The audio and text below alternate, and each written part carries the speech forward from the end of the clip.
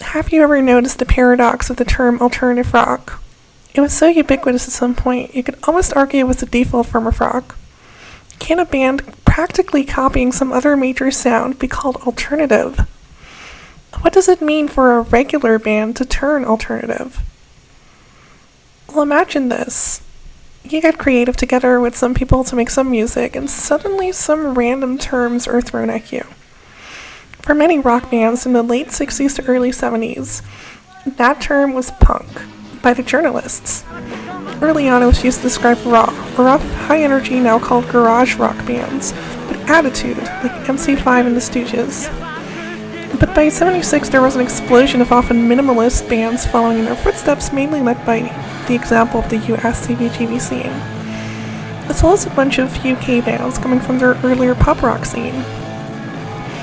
These set in stark contrast to the direction of arena/AOR rock and prog bands like Boston, Styx, Kansas, and Rush were going into, which were a lot less like traditional rock and roll in their basic rhythm, coming more from things like blues rock, psychedelic rock, hard rock, and even classical or jazz, and were generally more technical, polished, clean, and complex. While the Ramones seemed to initially be iffy on being lumped together, especially as the term had a negative, darker image, they would eventually embrace the term.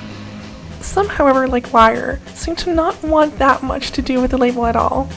Colin Newman said, "The Wire were never really a punk band. We happened to be there at the same time. We could list the Ramones as one of our influences. We were never interested in just doing that genre."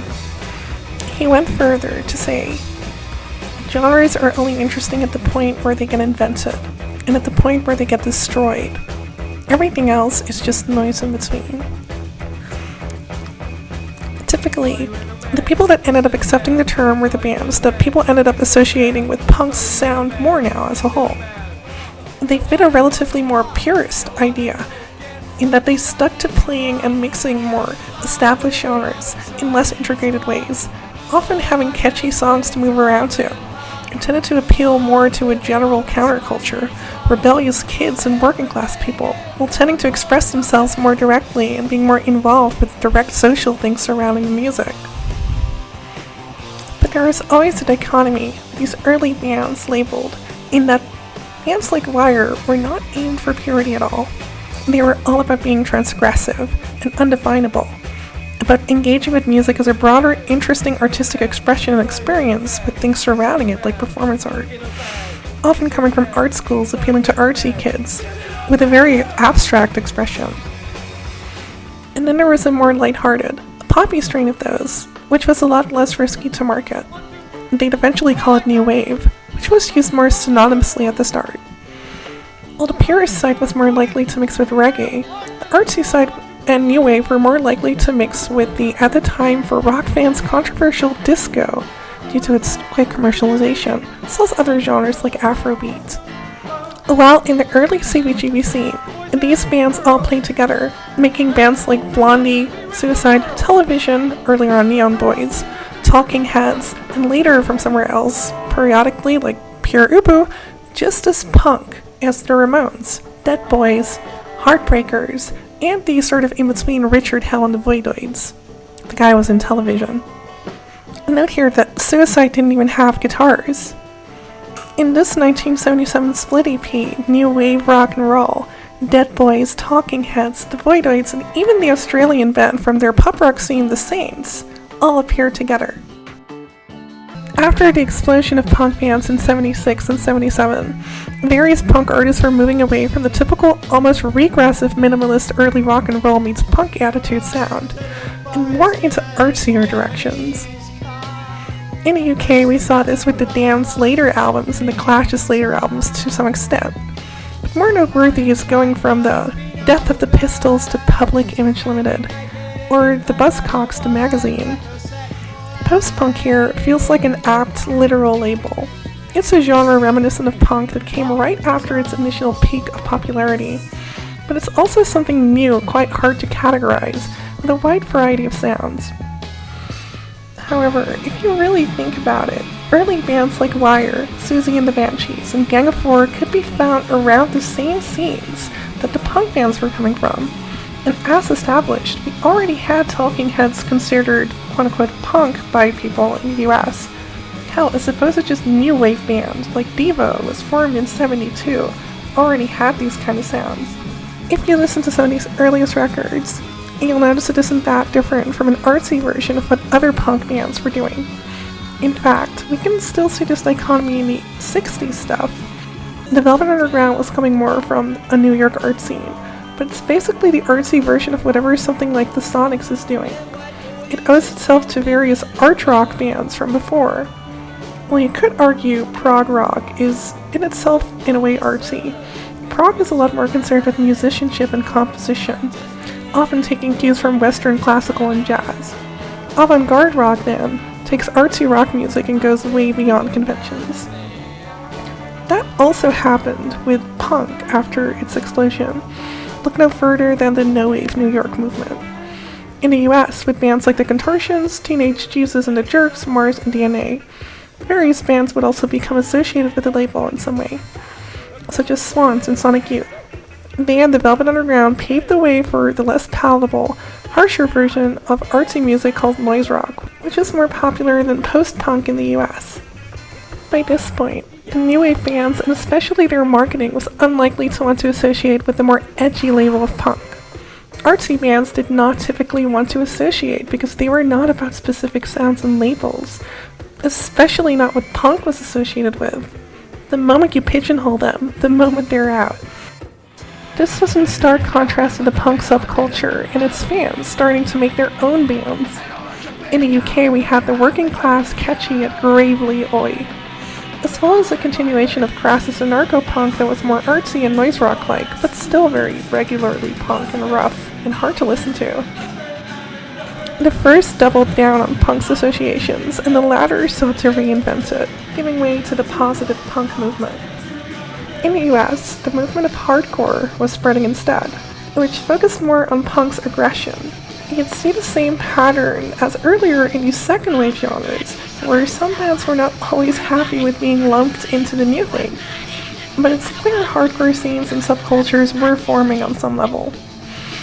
When oi mixed with hardcore and Motorhead, we got this spiky neon-colored street punk subculture, and when anarcho-punk mixed with metal in general, including Motorhead, and hardcore, we'd get the darker crust punk subculture. And these subcultures embraced the term punk and hardcore, and thus anything they revered as punk was punk. As both cultures and the sounds of artsy and post-punk were deviating, these second-wave punk genres were often treated as polar opposites, despite the contradiction that anarcho-punk had such artsy elements, and that there were punk bands like Big Black and the Jesus Lizard that were artsy and noisy, as well as early hardcore bands like Minutemen and Husker Du, which very much embraced both the artsy and purist punk music in their sound, including direct influence. Punk and hardcore scenes had weird outlier avant-garde bands as well, like Andrew Zold or Crash Worship, further down the line. Meanwhile, on the other side, Thurston Moore from Sonic Youth has played in a hardcore band briefly called Even Worse, and has expressed, "When we first started, I had a lot of guilt about who we were as a band. I really wanted to be accepted in that purest world of punk and hardcore. You go out and it's very immediate. And it's all based on this one implement that you play. You plug your guitar in and just boom, you're there. But instead we had like 10 guitars that are all broken and like rejigged, and I felt that wasn't purist. There was no boundaries, and maybe there should be some restriction or boundaries to your music, just so it doesn't become wankadelic or something." I think I slowly sort of figured out that I was wrong about that, but I do remember walking our guitars down Avenue A once, by the Pyramid Club, and some leather-clad punk rock kids were sitting on the street shouting, "Artsy bands rule!" laughing. I thought, oh man, I don't want to be an artsy band. I want to be part of the gang, punk rock. The hardcore bands were honing in on the aggression and harshness. Along the way, they started seeing eye to eye with who were initially their polar opposite enemies, the metalheads, as both seek more intense, aggressive guitar music. As the crossover era happened around '86, hardcore started to sound more and more like the polar opposite of the initial dichotomy the genre came out of. It started to sound like metal. Meanwhile, various other hardcore bands would instead hone in on the melodic or artsy elements of hardcore. Some would even distance themselves from the original scene, becoming kind of disillusioned. Take Bob Mould, who said, "What I remember hardcore being as is like any band that just got up there and is real aggressive instead of we have a certain way and it's just like the formula for it. The new bands are just locked into the formula, afraid to do anything else because they think it's such a pure form, which is just a bunch of shit. It's just a bunch of rules, so we don't play with that game anymore. They grew tired of the hypocrisy. Be different. Be different. Be like us or we'll kill you. There's more to life than the same beat." Steve Albini of Big Black, just considering his music punk, said, Influence of hardcore on Chicago, I think, was a really bad one. New bands coming up suddenly had a template. Like, okay, we can sound like that. Like, we can sound like the Dead Kennedys, or we can sound like Minor Threat. And then it'll be preordained that we will be good. When everybody's conforming to a certain look and a certain attitude, it was kind of a bummer. I mean, you look out there at everything coming up, everybody of a certain age or a certain background or something, and they all kind of look the same, they all kind of act the same, and they all kind of listen to the same music, and you start to think, wow, this is what I was getting away from before, Husker Du, an early punk/hardcore band, The Replacements, helped pave the way to the college rock phase, as their sound had more and more away from hardcore, which gave birth to the alternative rock umbrella. Alternative rock tends to be used for bands closer to regular rock, while indie tends to be used for artsier bands that gained its own subculture of sorts. Some would tell you it's just any band that's indie, but it doesn't really make sense, because a lot of these punk bands were indie too, and they never get called indie. It's a genre. Even bands like Flipper and the Butthole Surfers were contributing to noise rock and other avant-garde genres and whatever from within the hardcore scene, and eventually branched out. Now, while they were separate scenes, we can still see plenty of crossover of the indie rock and hardcore. Jay Mascis and Lo Barlow from the hardcore band Deep Wound went into indie band Dinosaur Jr. On the other hand, we can see how the Pixies was influenced by Husker Du. And later on, this song called The Sad Punk, which almost sounds like a hardcore song, was on one of their records, which kind of goes full circle, because Husker Du had a song that was like so much like Public Image Limited that a label kind of refused them. Meanwhile, in Sebadoh's Gimme Indie Rock, the song mentions moving past hardcore. Starting back in '83, started seeing things differently, and hardcore wasn't doing it for me, no more.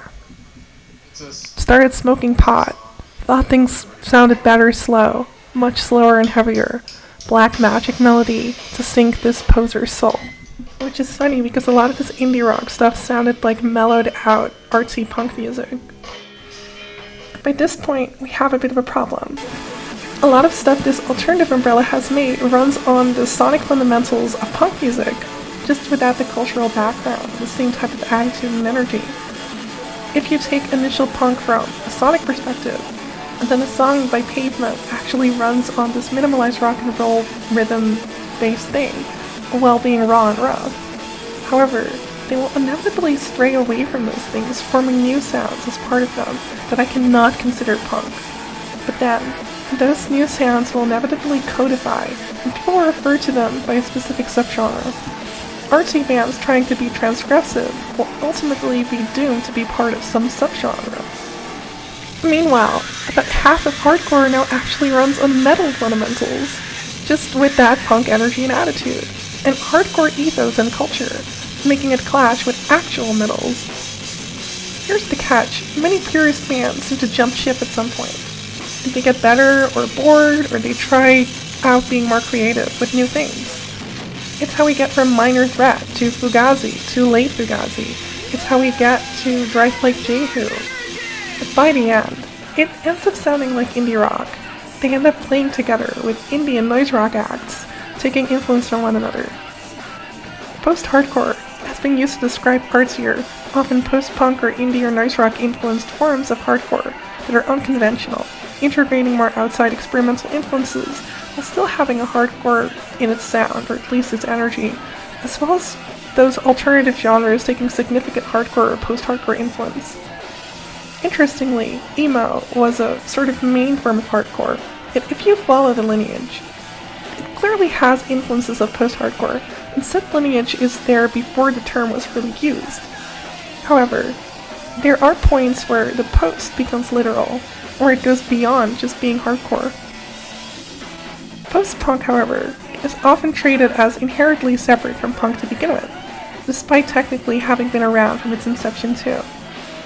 In my opinion, the only truly sensible interpretation of the post thing that was likely taken from postmodernism is beyond just punk, and beyond just hardcore, rather than after. But I digress. These genres are, from a purist standpoint, not supposed to mix, and yet they almost always inevitably do. I'm talking big major bands. Even Oi like Blitz or Peter and the Test Tube Babies had post-punk phases. Even way later we had a fastcore band like Ceremony, which went post-punk at some point. Not just post-hardcore, but full-on post-punk. Just like in the 80s, Big Boys had plenty of post-punk songs because they liked both. I don't really see these as artists merely going to a different genre, like just a rock band just going jazz all of a sudden. I think there is a fundamental connection between the two camps that is often ignored, just because of more surface level things. We have stuck to a very rigid definition of punk, which is really ironic because people often spout around how diverse it is, but then refuse to include something like the first Bauhaus album, which probably wouldn't call themselves punk, but neither did Bad Brains initially call themselves hardcore as far as I know. Anytime we take a pure rock genre and de-emphasize some of its characteristics while being a bit more artsy, they get labeled alternative rock, an indie subgenre, or alternative metal in some way. Take my favorite band, the Flatliners. Their album, Inviting Light, would be alt-rock instead of their usual melodic hardcore/punk rock hybrid. The Menzingers got closer to alt-rock on Rented World. Bob the music industry, as it calmed down a bit with the anger, is now more indie rock on Vacation. Especially when we get to Jeff Rosenstock's solo stuff, does it get more indie? Is it that different from what happened to Fugazi? How about Gorilla Biscuits, to Quicksand, to Handsome, to Rival Schools? Is it all such indie now, or is it a form of hardcore called post-hardcore? Where does that line blur? If I still notice its hardcore roots without much of its typical traits, should I stop associating it with hardcore? Meanwhile, take some genty melodic metalcore bands, like from some scene kid, reduce a lot of the heaviness and intensity, and boom. Now it's alt metal like Spiritbox. You get the idea. We're left with a paradox.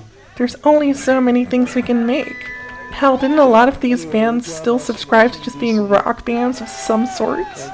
They're not fully avant-garde in that sense. The artsy bands will likely end up codifying certain sounds that stop sounding alternative, despite being labeled as alternative. It is not alternative because the band itself is alternative right now. It is alternative because at the time they ran counter to the established dominant conventions, and were part of various alternative subcultures and scenes. The purist category, on the other hand, cannot win either. Many of the so-called purist bands went either metal, melodic, or poppy, as I said. Going metallic tends to come from wanting something heavier or involving more musicianship, while something melodic and poppy comes more from catchy songwriting and to a secondary degree musicianship. Many others just full-on jump ship to being artsier themselves, emphasizing the creative expressions. On paper, there shouldn't be that much of a difference between Fugazi's The Argument and Modest Mouse's Lonesome Crowded West. In fact, you can hear Fugazi's influence right on the latter album's opener. Lovers of purist stuff will get sick of it, but it stays entirely the same. Lovers of artsy stuff will inevitably fall in love with certain conventions and spread them around. I always try showing how superficial the divide can be. Kids at the Black Hole by Adolescence and Joy Division's Disorder are my go-to examples. The fundamentals of these songs are incredibly similar, just with the bass and guitars reversing their roles in Joy Division, and mostly a different texture and presentation. both have their lineage traced back to the garage styles. If artsy hardcore can be broad, why can't artsy regular punk music be just as broad? And why does mixing two purist genres like metal, even if it's polar opposite, why does that count as real hardcore? What is and isn't allowed to be part of the punk umbrella is ultimately subjective, so it's something we have fabricated in the first place. I can only argue why I do or do not consider something punk and hope someone's convinced. So yes, I consider Joy Division's first album punk music. I may not consider all of Joy Division's songs punk music, especially not New Orders, but there is post-punk that is definitely artsy punk music. And there's post-punk that is entirely different. I have to draw the line somewhere, but I don't think we should be extremely rigid about it. I consider Pierre Ubu's first record punk at least, but have you heard David Thomas speak? David Thomas hates the word punk. Either everything I've done is punk or nothing is. Punk doesn't mean anything. It's one of those words that everybody has their own definition for. To me, punk was a cliché pablum, designed to sell merchandise and gettable roofs in confused and decaying cultures. That's what punk is to me. Pierre Ubu and Rocket, we were rock bands working in the mainstream. I don't mean that every band that's considered punk I don't respect. Johnny Lydon has all the respect in the world he can get from me. And yeah, the Sex Pistols were a decent rock band. The Clash, they were a decent rock band. I'm not a big Clash guy. My point is that all of the early quote-unquote punk bands in America, like Television or Blondie or Talking Heads, they were going to happen anyway. They all had roots before punk happened, and nothing changed for them, you know. And this is hard for people to understand, but if you remember back to the Sex Pistols tour of America, there was all this kerfuffle about how they had these joke bands opening for them, these sort of goofball, cheap sort of bands. And all the English were going, they don't understand. But no, that's how we perceived punk at the time. That it was a goofball, tube sort of band, or Weird Al Yankovic sort of thing. And the thing that the English people don't understand is that all this sort of stuff we'd seen before in that garage band thing of the 60s, the Mysterians, Music Machine, all that stuff. If you're gonna call something punk, that stuff was punk. Certainly as easily as the 70s UK thing. We'd seen all that, so big deal. Emphasizing that part, they were going to happen anyway, the dichotomy can be found long before it was pointed out. Even in unrelated areas, like the Saints was from Australia with a different lineage. I bet that to the Minutemen and Husker Du, their influences of Wire and the pop group and Public Image Limited were as punk as their influences of the Ramones. And the Ramones? They were just trying to play bubblegum pop music with grit. What is the punk ethos? Do you have to be political? Then why do so many Ramones songs about girls count? Ian MacKaye said to him punk and hardcore was just a safe space to get these ideas and creativity out. To others, it may have just been about breaking established rules. It's a huge mess. It all goes to show that the way we draw those lines is not just subjective, but extremely cultural. Husker Du has no control over being lumped in with hardcore, and no control over what punk is in its entirety. The dominant subculture does. Why is that funky Minutemen album hardcore? Because it's from the hardcore scene, rocks, fits with the ethos, and has an aggressive energy that they like, silly. No Means No didn't come in to decide to be hardcore. The hardcore scene simply embraced them as they had what they looked for in a band, despite sounding proggy and artsy. So they just kept playing there. It's all about a complex mix of sound, presentation, vibes/energy, historical lineage, outside influences, subculture, and scenes.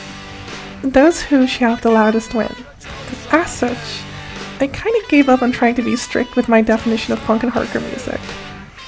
I can only recognize that while the Pixies is primarily an indie band, there are elements of punk within the very fundamentals of the band that I as a punk fan love, so I include it as tendentially related in a conversation, even if it's culturally a different breed.